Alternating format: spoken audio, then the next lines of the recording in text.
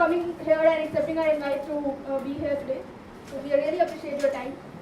So we usually start these interviews by getting to know a bit about our speakers. So could you please share your background and where you grew up, about your education and childhood? Certainly. So I was born in Rajasthan, but I grew up in Kharagpur in West Bengal. So I'm partly Marwadi, partly Bengali.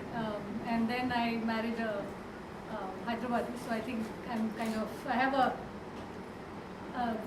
generic enough first name, last name to fit into everything else. So I grew up in Kharagpur, in a small campus town, within the campus town of IIT Kharagpur. So the only thing we thought about was, how do we enter the institute?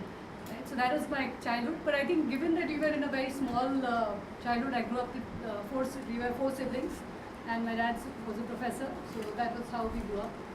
All 4 siblings grew up to be very, very different personalities. So I think that was how I grew up. But ultimately went to the US and came back around 2000 to Hyderabad. Okay. So while growing up, what were your aspirations? Like, what did you want to become? So did you do any entrepreneurial things as a child? I tried to sell a lot of things to a lot of people. Okay. My first big victory in sales was to Professor Gambling, who was visiting at that time. He was known as the father of photo electronics. I was supposed to do a PhD ultimately in that.